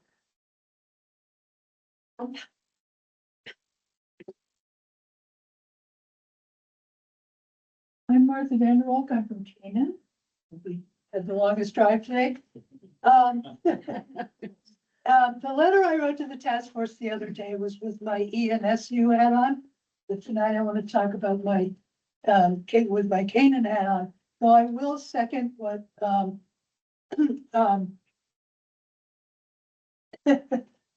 what my colleague on the ENSU board sent to the task force this afternoon about ENSU.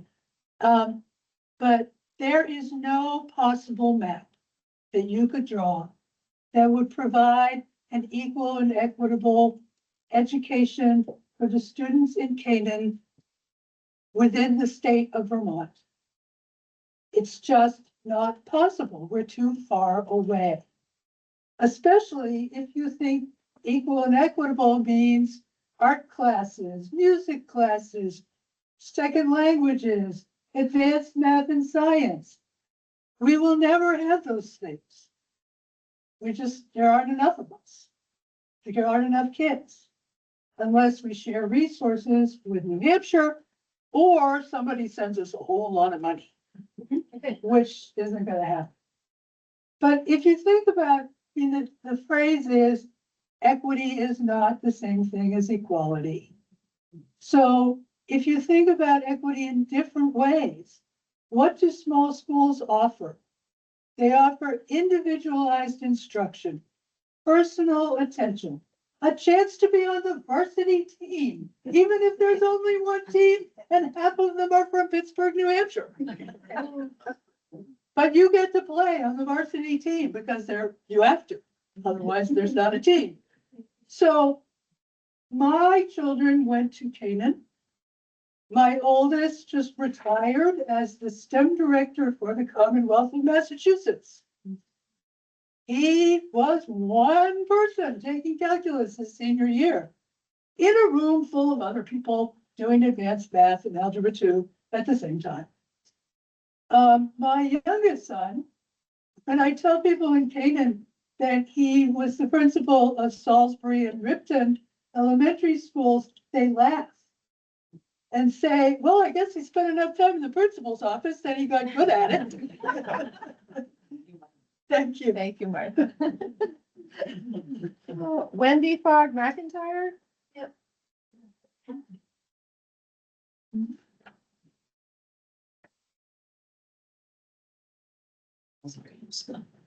Wendy Fogg McIntyre. I work at Rivendell Academy as a paraeducator, and I'm a long-term resident of Bradford, Virginia. So I have a few questions, like how can we redistrict without closing schools? And if we close the schools, we would probably need new buildings, and if we do that, how does that save money? And then another question I had was, have you thought about transportation time for students? Because the times are already long. I mean, we have students who are traveling probably a half hour from like Berkshire, West Fairleigh to the academy, which is in Orford, New Hampshire, because we were a school district. And then an important one is how much job loss would there be with consolidation? So support staff or teachers. And then how does this affect our bargaining rights?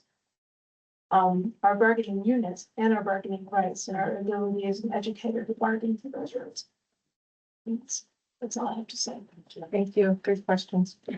Kelsey Root Winchester. Oh. Okay. Danielle Corti. Oh, I need to read for Danielle, unless she's online. She must have been in the room if she. We could move on to Dart. May I read for Danielle? Oh, sure. Sorry, yeah.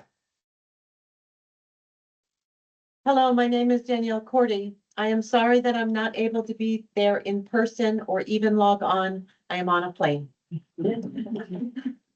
I have been on the board for 16 years. I am the board chair of both the OUSD and the OESU. I worked through Act 46 and spent a lot of energy fighting it. In the end, Bradford and Newbury merged and became OUUSD.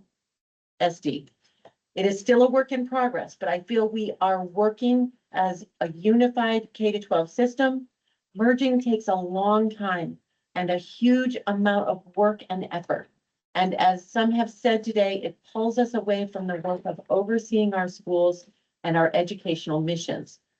The Orangey Supervisory Board sent a letter to this committee stating that we would like to remain together. We have built relationships and trust over the years, and I believe this will help us more easily navigate the changes that will come as part of Act 73.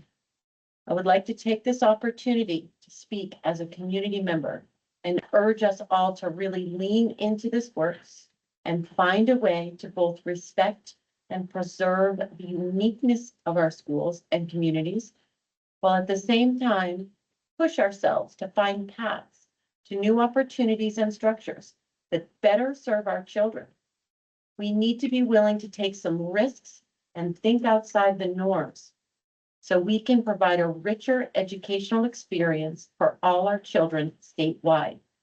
When I look back at the Act 46 process, I regret the amount of energy I put into fighting and realize if I had put that energy into finding ways to make it work, we would be much farther along in the process. I don't want to look back in a few years and feel the same way about Act 73. I believe we owe it to our students and communities to do better this time around. I am deeply grateful to this committee and understand that you have enormous task. Thanks, Danielle. Thank you, Danielle. Heather? Dart, it's your turn now. Okay, well, actually, I think a lot of what I wanted to say has been said, so I'll Okay, thank you. You defer to. cede your time. Thank you so much. Kay 3D.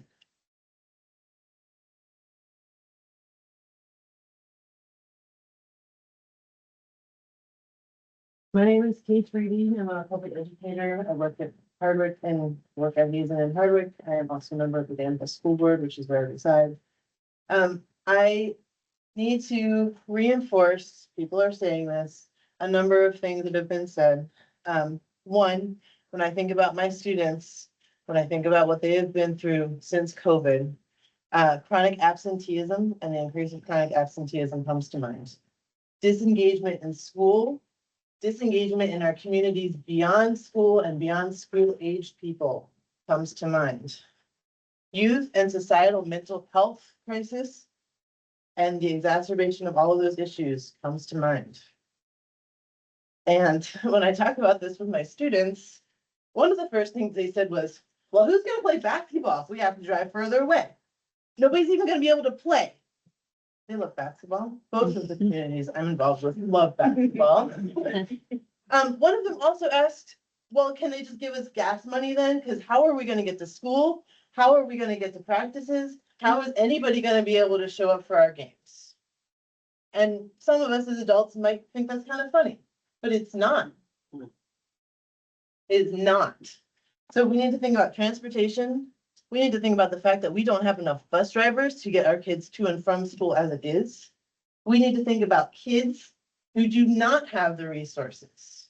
I'm here because I had a car that started and I got here and it took an hour and I made a few sacrifices, but not as many as most of my kids. We need to think about those kids up the dirt road. We need to think about the kids on IEPs. There's some really timely information and articles coming out about students who are served, the percentages of students with IEPs at different schools, looking at public schools, real public schools, versus independent schools. Look at that. Think about the impact for a kid who may have an IEP and limited financial and social resources in the Northeast Kingdom of Vermont. Thank you, Carrie. Clayton, Carson, Fargo, sorry. Hi, I'm Clayton Fargo. I'm from the Danville School District. Danville is the town in the Northeast Kingdom that is currently facing a vote to close. We're currently facing this vote to close because of the after effect of the Act 73 process when it became from 454 to 73 and a fear stoking that has been happening in our community based on this uncertainty.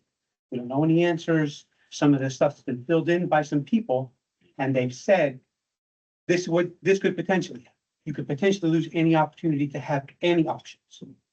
And the fear has been stoked. I've been asked specifically by a member of your redistricting task force to call a vote in my town to close my school. When I rebuffed that call, there was a petition that said the same thing. Now we're facing a petition to close our school. Someone in your group is actively trying to close our school. If I haven't spoken to you directly and you're in this panel, except in one year, I'd like to speak. Thank you. Thank you, Clayton. Joanna Tebow.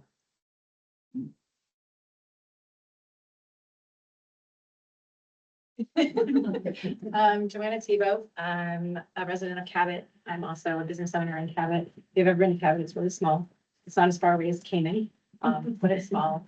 I've gone around what I wanted to say tonight and how it could be most profound. I know that you are here because you have a really difficult job to do. You didn't pass the law and not all of you voted for it.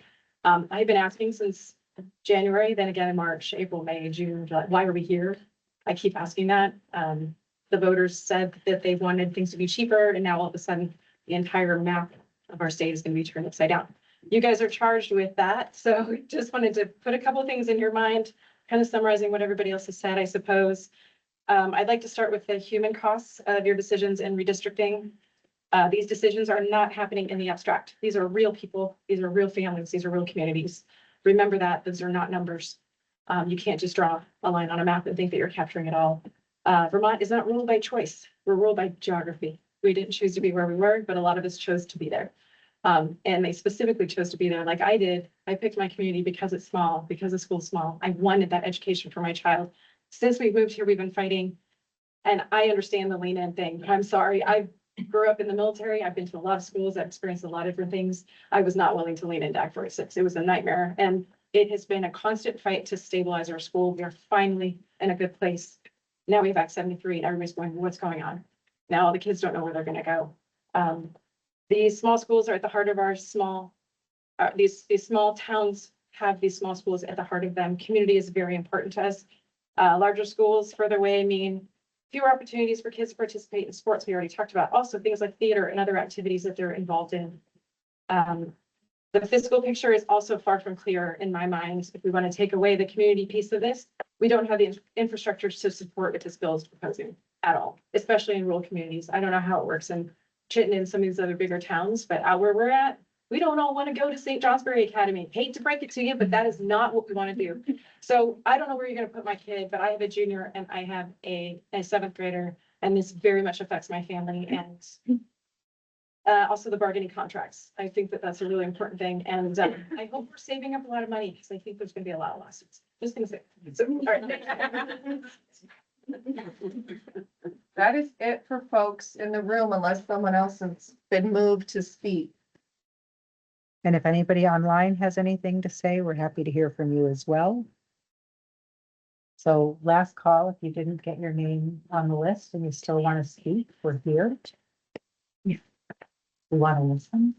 We really appreciate the bravery that it takes to come up here and share and speak in front of folks. I think, isn't that like the thing that scares people the most is speaking, public speaking?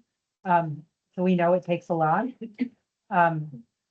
Just looking to make sure anybody who had their name on, just to address, nobody, So I think the thing I would say, I see in the chat, they were looking for a link for 4 to sign up, like. yep, yeah, hands up, Low put your key. hand up right So now. you could just raise, I think it's *5 if you're on the phone. I can't remember. I think that's Raise your right. hand and then we can. Raise your hand and we'll, Yep, so if you're remote, raise your hand, please. And if you want to talk to us, we want to hear from you. Is there a way to get this image up there? Yeah, I was just working on. Right. and I think the other thing I'm noticing from the chat, it would be difficult for us to be responding in real time, and with public comment and testimony, we're taking it in and we're listening, and we're not in the space to be able to have a dialogue. So I think the thing I might want to assure folks is that we can preserve the chat, and we could think about if a frequently asked questions Yeah. document would work out to help be responsive in that way to questions we're finding coming through, either those who are attending virtually or in the room where we're not able to be responsive in the moment. Oh, I don't know why I can't. Oh, Do we have a hand up? we do have a hand. But I can't show that right now. Let's do this. Hang on. Let's give the tech a little minute to, yeah. Great. Oh, there, yeah, there's an Do you guys want to follow? Yeah. So it was. I see Rosa Phillips. Rosa, if you could please leave your hand up, that way I can find you and. Hers is a face. I got it. So Rosa, when you're ready, you can unmute and put your camera on and we should be able to see you. Wonderful. Mhm. Can you see me? Sometimes talking helps me, help someone Hold pop up. on. We're getting there. Wait for it. There we go.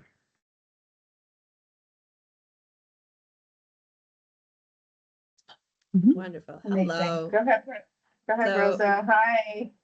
My name is Rosa. My middle name's Phillips, but it's the maiden name of my grandmother, and I'm very happy to honor that. I am a teacher at Barnett Elementary School. I'm a new resident and recent homeowner of Peacham, Vermont. Very proud of that. I've been an educator my entire life. It's my professional career. As you can tell, I'm still early 30s, and I've lived through 3 redistrictings. And I have not seen play out the amount of savings that have been promised every single time.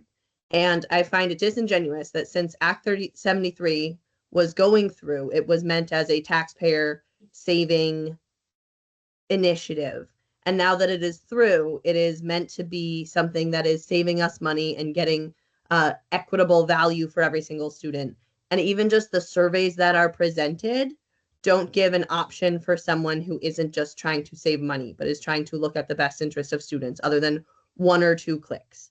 And when we're choosing 3, I think we should have an ability to be able to put in our own voice and what we think a top priority is. And I do understand that we want to see the graphs and the data of this is what people want. But I find that they're very leading questions. It's not going to play out the way we think it is. And what is going to happen the most is that small districts are harmed and schools will be closed, despite everyone saying that no longer that that's what the intention is. People have said that's what the intention is. And when people say it and tell you the truth, believe them. That's where I stand. Thank you, Rosa.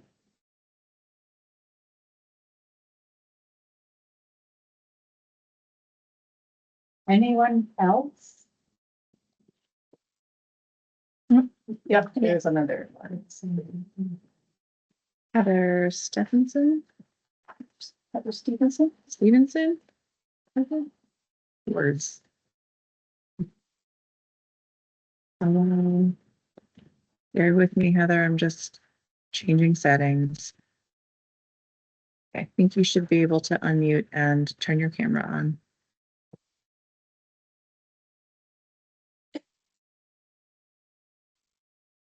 You did it.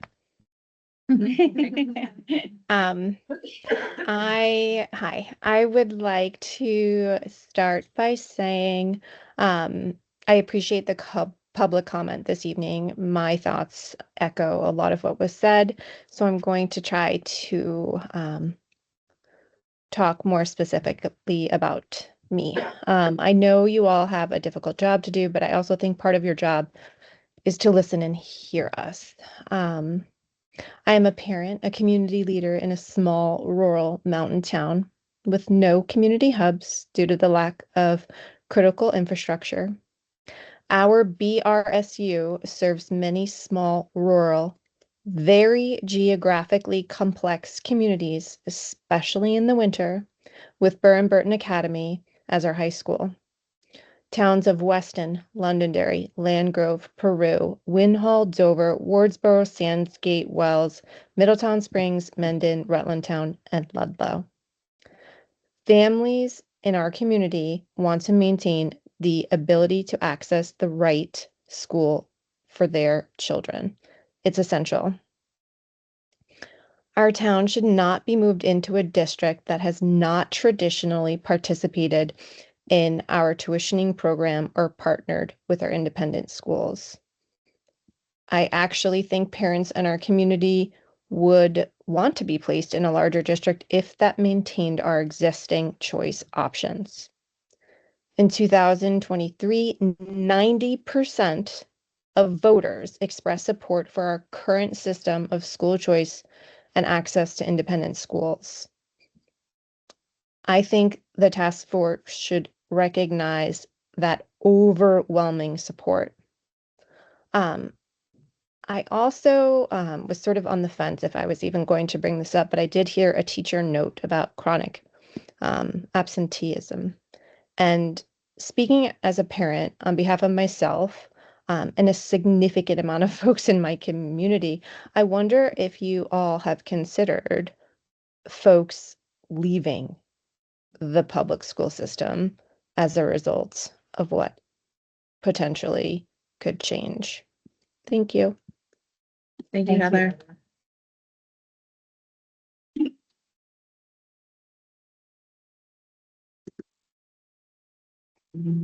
Liz.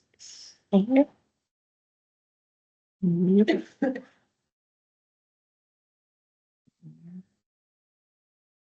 Liz, you're up.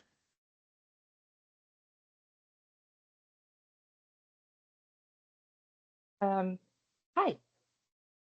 I have been following the work, and I guess I just want to share some informational things for all of us to think about. One is that there's the group happening by the State Board of Education. They have a subcommittee that's addressing some of the issues around the small by choice versus small by necessity, right? And that means a lot when there's a school, 6 minutes from another school versus some of the situations that I've been hearing about tonight. And that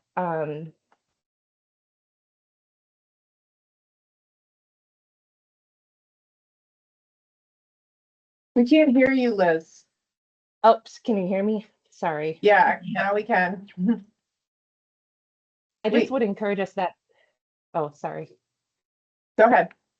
The small by choice and small by necessity and the transportation issues, I think even when they're just a few minutes apart, people think about that issue. And I think that decoupling, and there's all kinds of different ways to approach transportation, and that it would be treated differently than a school that was very far away from another option. And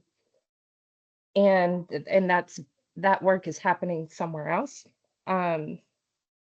For the school choice conversations, I think my only comment really is that we do practice this with our career technical centers, and just to consider some of the parallels and how that works. And in some cases, they're an example of students being willing to go a little bit further to get what they need. I am also a parent of a special needs student, and it's sometimes very specialized instructions. I know that today I listened in on the meeting today, you talked about the BOCES, and I wonder what would be different between them and a larger district and what they'd be able to provide and hire. And I think the separate contracts is a pretty big issue because the districts have, a larger district would have the ability to hire people and send them about where they're needed. Yeah, Liz, Thank you, Liz. thank you. Can you tell us where you're from, Liz? We didn't get where you were Oh. from. I'm from Bristol, and I'm sorry that I'm out of this That's okay. zone. Thank you. Thank you. And then this, my last thing is just the Picus and Odin report. I know it's very, very long, but I encourage a lot of people, especially educators or anyone who has an eye on that sort of thing, because it really showed, I mean, they went down to the staffing level of exactly. Liz, you're past your 2 minutes, but we really Oh, appreciate. I didn't. Oh, Thank you. sorry. Thank you. Thank you. Thank you.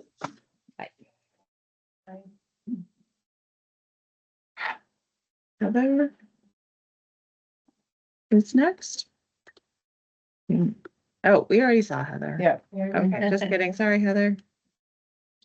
Anyone else for public comment? And anyone in the room.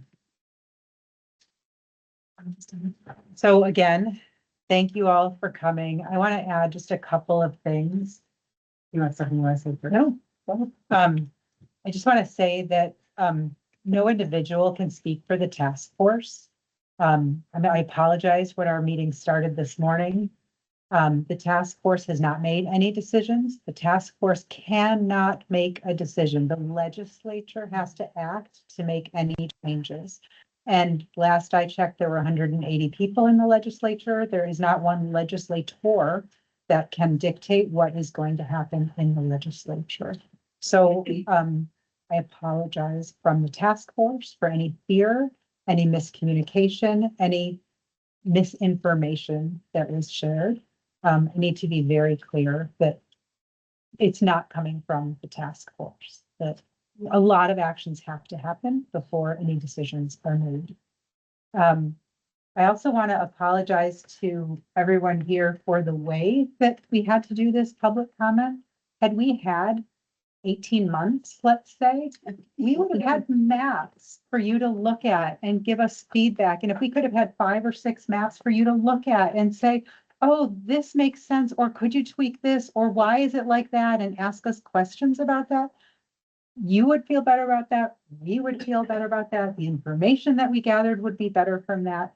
Unfortunately, in the time that was given, we can't do that. So we just want to thank you for taking the time to come out here to give us information in an imperfect situation. We will use your information. We are hearing you, and we can't express thanks enough to you for coming out here and for sharing so openly. And I just want to put a slightly finer point on what was said. If someone is going to community and stoking fear, it is not coming from this task force. It may be an individual, but this person is not speaking for all of us. It's not really I don't think we need to apologize because it wasn't coming from our task force, but we want you to know that that is not something that we are doing or would do. And yeah, you should all be aware of that. Wouldn't make any big decisions based on. Yeah. Carl. If you're saying that the time isn't sufficient, then I think that speaks for it. Yeah, I mean, neither of us voted for Act 73, but we agreed to give our time to make sure the work was done to the best that it could be done in the same timeline that we have to do. Thanks again, everybody. Before you go, Yeah. I'm just interested in your thoughts, maybe after this event, we're talking to everybody, anything, anything to surprise you, anything to change your thinking, and just, what are you coming away with this, from this event? I'm still learning, I'll be honest. I'm on a school board. I was a high school teacher for 30 years, as I said earlier, so I'm very sympathetic to everything that I'm hearing. Also a parent, so, but I'm learning. I'm in the learning phase as I go, and I want to do what's right for our kids. That's my number one priority. Did you want me to answer that? Sure, if you have something to say. Um, what I'm learning is that every community is different. It boggles my mind how many different educational situations there are across this state. We have 650,000 people in the state and about 80,000 students. And every situation is so different from the other. We've done this because we value local voice, and our costs are going through the roof. And we have to change something. We can continue to pay for the system that we have. We can change the system that we have and try to get some savings. We can do better for our students because we only know what is in our community. We don't know what what gold plated bathrooms, I'm making a joke, some other school has, right? But something like that. We don't know that because we only know what's in our, so I'm with Martine on that. Like, there's so much to learn here and there's so much to understand. I know that there are things that we're not doing well and that we're not doing efficiently and that we're not doing the best that we can. I don't know how we're going to fix that. But you have something short. We have 5 more minutes. Acknowledging that the.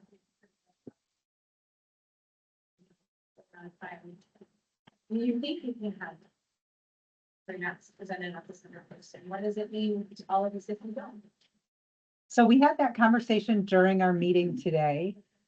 Martine and I are pretty committed to getting 3 maps up to, not 3, up to at least a map done with our task force, with the caveat that this is what it would take, or these are the issues that come up around the map, if there are those, right? So we're not, our report is not going to be a map. It's going to be a report. It's going to be information. The one thing that we all agreed as a task force, well, one of the things, we agreed on many things, believe it or not, we agreed on many things, is that if we can only teach people about the education system in Vermont, then we've done a good thing. That's the only thing that we can do. So we're going to do our best to teach people. You're talking about the number of maps. I just didn't relay this on any of my comments, but I fear that in order to get consensus on a map, you're going to pick something that will be popular, but will sell out certain areas. We picked majority. We didn't pick consensus as a group norm on what our task force is going to do. Right, but I would suggest pick one map that you feel does the best for all the children in the state, because it's going to be very easy to pick a map that that takes care of some people while sacrificing others. And it's clear, like happened in H454, that the group that's going to be sacrificed is the small rural schools. That's what I think all the people here hear the most, and that's what a lot of this feedback is about. There's lots of maps that will pass the legislature that will sell out rural communities. Thank you again for being here and for your thoughts and sharing your comments tonight. Again, it took bravery and we really appreciate it. Ken, do you want to make a quick announcement? Yes, I would. Is that body language or what? Yes, it does. High school principal at OXBOW. Yes. About the food. It was made by students, and one of the things we want our students to belong, we want them to know they contribute. Let them know they contribute by taking many platefuls. I would love to, they were excited to be a part of this, and they kind of planned the menu and tried to figure out, how can we serve an unknown number of people the best way? And I would love to have lots of pictures of empty platters after you. So thank you all very much. Thank you.